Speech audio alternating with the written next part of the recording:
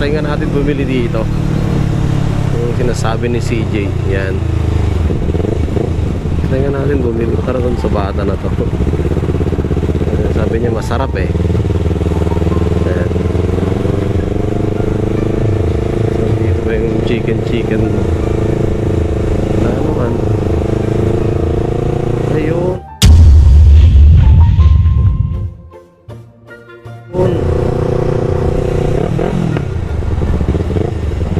Balik tayo doon.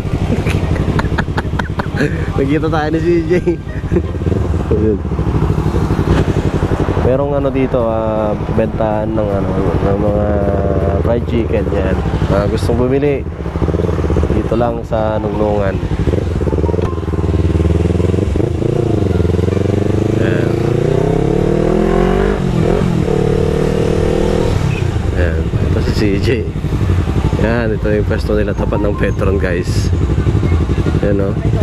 Ay, akala ko hindi ko nakita kanina eh.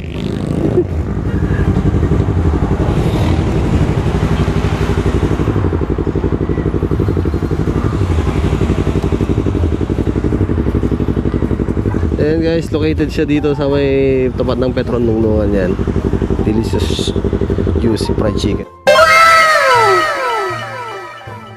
Chicken yan.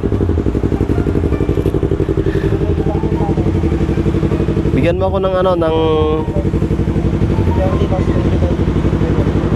dalawa dito. Tapos tatlo.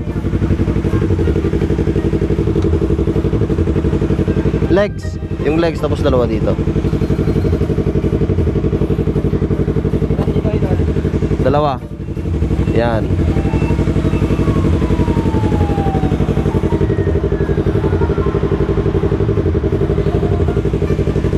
Oh, shoutout mo na yung jowa mo. Ay, dyan pala. Joke lang.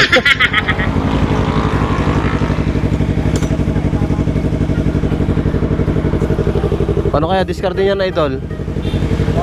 Paano kaya diskarte niyan? Wala akong ano. So kaya ilalagay? Yan.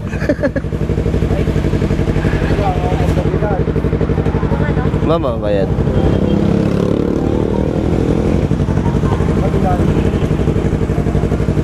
Ano, diskartehan ko na lang.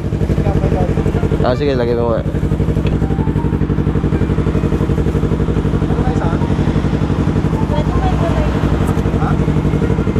Ay.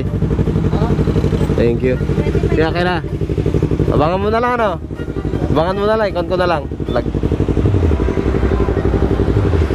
Ayan guys, dito lang siya sa may ano, tapat ng Petron Nunglungan. Yan. Oh, sarap to.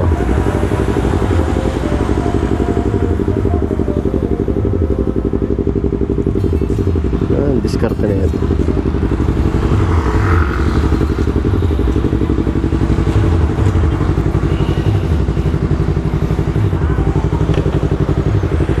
Dito problema nga para na talagpasan ko. Thank you Yan. Ay, alam ko na, dito na lang. Yun o. Galing.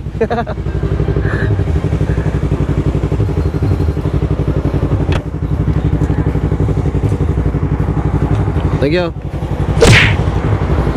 Sige.